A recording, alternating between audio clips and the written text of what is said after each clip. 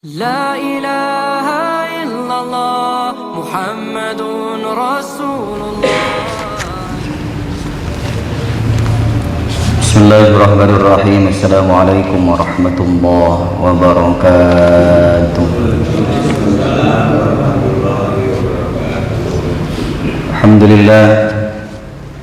الحمد لله الذي لا يعبد بحق في الوجود إلا إياه، الكريم الذي من توكل عليه كفاه ومن آمن به هداه ومن سأله أعطاه ما تمنى. أشهد أن لا إله إلا الله وحده لا شريك له وأشهد أن سيدنا ونبينا محمدا عبده ورسوله سيد الخلق وخاتم أنبيائه المخصوص بالمقام المحمود الذي لم يقم فيه سواه صلى الله عليه وعلى آله وأصحابه صلاة وسلاما دائمين متلازمين إلى يوم نلقاه. أما بعد، تحقيق المحبة في الله والبغض في الله. Alhamdulillah, puji serta syukur kita panjatkan kehadirat Allah Subhanahu wa taala.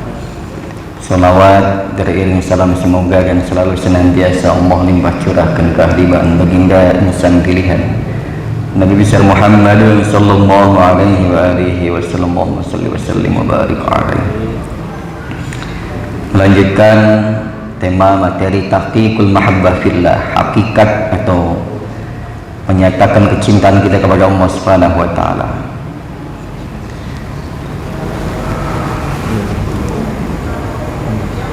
Min jumlati dzalikal farau lil ilmi wal amal al muqarribu ila Allah fa huwa muhibbun fillah. Faqad kana jama'atun minas salaf takaffalu bi kifayatihim jama'atan min ulis sarwah wa kana al mawasi wal mawasi jami'an minal mutahabbina fillah wa kadza man nakaha imra'atan salihatan litahassuna biha an waswasi syaitan wa yasuna biha dinahu aw yuladu lahu minha waladun salih aw ahabba zawjatahu li annaha alatun ila hadhihi al-maqasid bid-diniyah fa huwa muhibbun fillah. Wa kadza idza ijtama'a fi qalbihi mahabbatullah wad dunya kaman ahabba man yu'allimuhu ad-din wa yakfihi muhimmatud dunya. Teman sekalian, bahwa sungguhnya kita hidup ini, semua yang berada di sekitar kita dan yang bersangkutan dengan kehidupan kita itu bisa kita jadikan sebagai wasilah, jadikan sebagai tahqiqul mahabbah fillah, yaitu untuk menyatakan kecintaan kita kepada Allah Subhanahu wa taala. Termasuk hobi kita dan aktivitas kita itu bisa kita wujudkan menjadi tahqiqul mahabbah fillah. Orang biasa ke masjid, mencintai masjid karena mencintai Allah, mencintai jamaah, berkumpul dengan jamaah karena menyatakan kecintaannya dengan Allah dan dengan orang yang mencintai Allah itu sendiri. Pekerjaan kita lakukan dengan seikhlas-ikhlasnya itu karena cinta kita sama Allah. Bahkan apapun itu, termasuk diantaranya dalam menuntut ilmu, kita lakukan dalam rangka mengenal Allah. Itu juga tahqiqul mahabbah fillah. Min jumlati dzalkal farolil ilmi wal amal. Begitupun dengan kita ketika kita belajar ilmu dan juga mengamalkan ilmu tersebut dalam rangka taqarrub ilallah, fa huwa muhibbun fillah. Itu kenyataannya memang wujud dari cinta kita kepada Allah Subhanahu wa taala. Karena hakikat ilmu adalah dari Allah Subhanahu wa taala. Belajar ilmu apapun itu, maka itu bisa menjadi wujud cinta kita kepada Allah Subhanahu wa taala. Karena semua ilmu bermuara dari Allah Subhanahu wa taala. Dulu, zaman dulu, fakana jama'atun minas salaf, begitupun dengan orang-orang jamaah dan juga ulama-ulama salaf di masa dulu, berkaitan dengan ilmunya, berkaitan dengan amalnya, berkaitan dengan jamaahnya, Bahkan mereka tidak jarang pertemuan di majelis itu menjadi persaudaraan yang kemudian sampai selamanya. Makanya banyak di antara kita yang ketika ketemu di sekolah, di perguruan tinggi, di pesantren, di tempat kerja, di tempat-tempat yang lainnya, majelis-majelis, kemudian menjadi persaudaraan yang bahkan bisa dibilang lebih utuh persaudaraannya ketimbang dengan orang yang memiliki hubungan mahram dengan kita. Itu banyak sekali. Wa kadzaman nakahi imra'atan shalihatan litahasuna biha an waswasi syaitan. Begitupun dengan ketika kita menikahi seorang perempuan. Di sini sampaikan wa kadzaman nakahi imra'atan shalihatan, begitupun dengan orang yang menikahi perempuan yang shalihah, litahasuna dalam rangka menjaga pernikahan kita ini, dalam rangka menjaga dari waswasi syaitan, dari waswasnya syaitan, bujukan, bisikan-bisikan syaitan. Biasanya kalau orang-orang yang terperdaya oleh hawa nafsunya, oleh syaitan, bisikan syaitan itu, maka diantaranya Rasul ketika mensiasati, memberikan solusi kepada para pemuda, diantaranya ya masyarus sabab man istata'a minkumul ba'a falyatazawwaj. Wahai para pemuda sekalian, sekiranya umurnya sudah cukup, bekalnya sudah cukup, nunggu apa lagi? Segeralah nikah. Itu juga tahqiqul mahabbah fillah. Menikahnya karena Allah Subhanahu wa taala, tahassuna biha an waswasi syaitan wa yasunu biha dinahu, dan dengan itu semua, dengan nikah itu menjaga agamanya. Makanya nikah itu menyempurnakan separuh agamanya. Dan menikah itu perlu kita ketahui adalah ibadah terpanjang di hidup kita.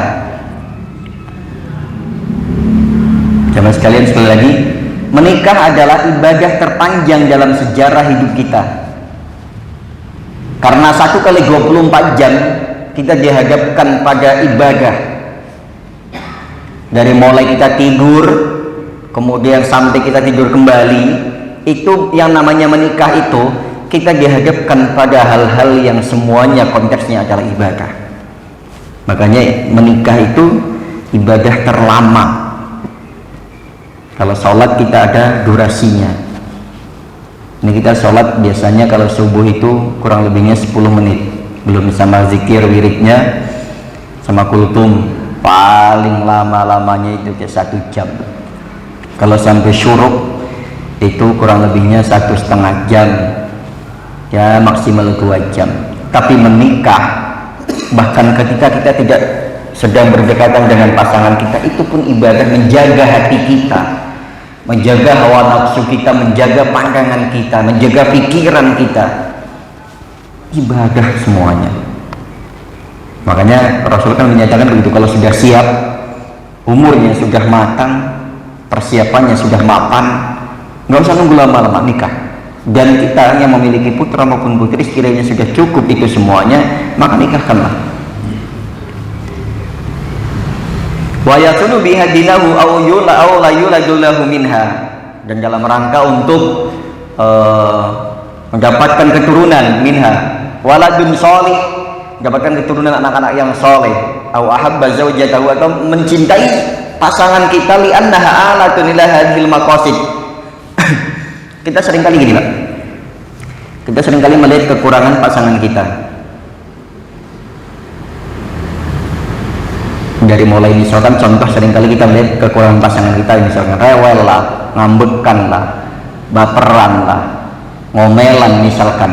Ini hal-hal yang masuk kategori sering disorot oleh pasangannya, materialistis misalkan lah. Jangan melihat ke situnya, tapi lihatlah bahwa istri ini adalah alatun ila hadhil maqasid. Kita akan sampai tujuan kita kepada Allah melalui istri. Kita seringkali melihatnya begitu. Ada satu kekurangan, kita lihat kekurangannya. Kita nggak sadar bahwa istri ini kita dalam rangka untuk meraih tujuan kita hidup adalah, diantaranya adalah alat yang paling memungkinkan untuk kita sampai kepada Allah adalah istri kita.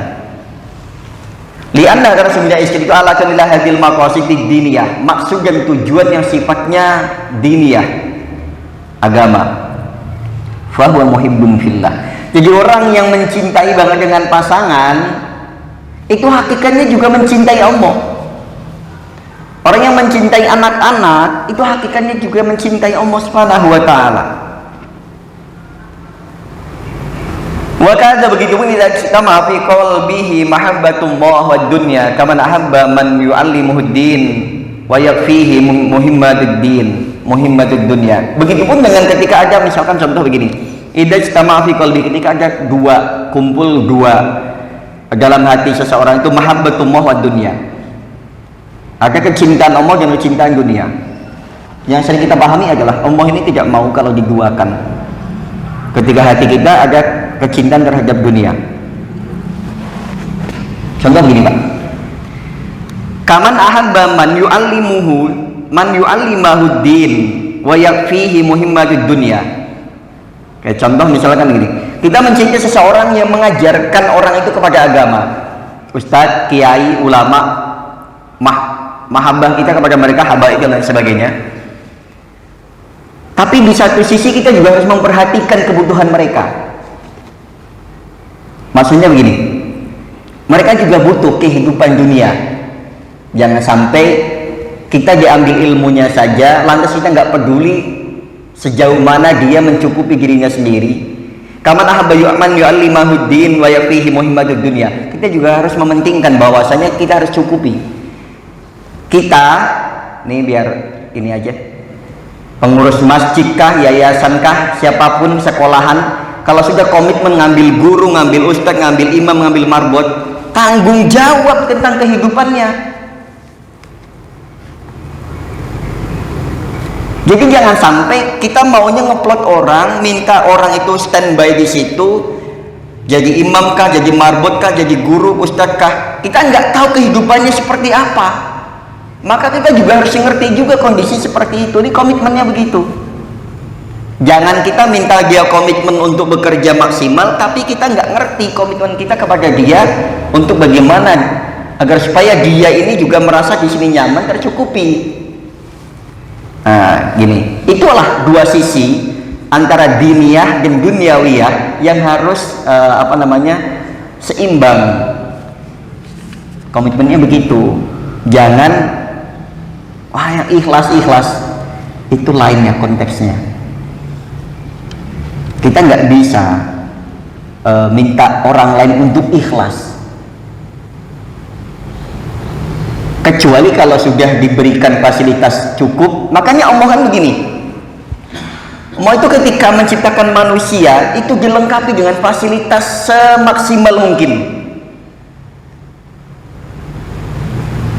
Makanya kemudian Allah sampaikan bahwasanya tidak saya ciptakan jin dan manusia hanya untuk beribadah. Khusyuk ibadahnya, karena apa? Fasilitasnya udah lengkap. Orang kalau pikirannya nggak banyak, nggak macam-macam, nggak kepikiran macam-macam, sholatnya khusyuk Pak. Ini bagaimana khusyuk? Kalau sedangkan dia masih kepikiran masalah yang begitu banyaknya dalam kehidupannya, susah dia untuk komitmen kerja di situ, untuk standby 24 jam atau jam kerja minimal 8 jamnya dan lain sebagainya. Sedangkan pikiran dia melayang kemana-mana, harus memikirkan banyak hal. Ini berkaitan dengan ini. Wa yakfihi, dicukupi muhimmatud dunya, kepentingan urusan dunianya harus distabilkan, diimbangi.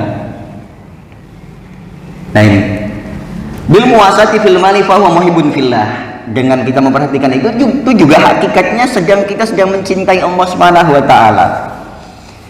Walaysa min syurti hubbillahi alla yuhibba fil ajil, dan tidaklah menjadi syarat cinta kita kepada Allah alla yuhibba fil ajil, yaitu jadi syarat, tidak ada syarat mencintai Allah itu kita harus lepas dari dunia, itu nggak bisa. Di sini ya versi kitab ini. Nanti kalau nanti ada referensi lain dari kitab lain berkaitan dengan kitab yang menjelaskan hal-hal demikian, maka kalau kita mencintai Allah kita harus lepas dari dunia, monggo silakan. Tapi di sini Nggak ada syarat mutlak bahwa kita mencintai Allah itu harus tidak mencintai dunia, itu nggak bisa. Karena kita saat ini adalah makhluk dunia, jadi nggak bisa. Jadi nggak bisa kita bilang orang kerja kok sampai lupa sholat. Mungkin kita nggak lihat dia sholat, Pak. Mungkin dia berangkat pagi sudah sholat di rumah. Orang berangkatnya sebelum subuh. Mungkin dia ngejar waktu subuh itu di jalan, masjid jalan atau di kantor dan lain sebagainya. Orang apapun yang dilakukan oleh orang lain, ya kita jangan memiliki konotasi yang buruk. Nah ini, jadi nggak ada syarat mutlak, sekali lagi nyuruh orang ikhlas, kita nggak tahu kehidupannya, dan tidak ada syarat mutlak bahwa saya mencintai Allah itu harus meninggalkan duniawi, itu enggak. Ini jamaah sekalian, makanya kan diajarkan oleh Nabi, diajarkan oleh Allah, doanya kan Rabbana atina fid dunya hasanah wa fil akhirati hasanah, bahkan dunia disebut lebih dulu, ya kan? Karena saat ini kita adalah masih makhluk dunia, yang disebut adalah dunia lebih dulu. Rabbana atina fid dunya, kenapa akhiratnya belakangan?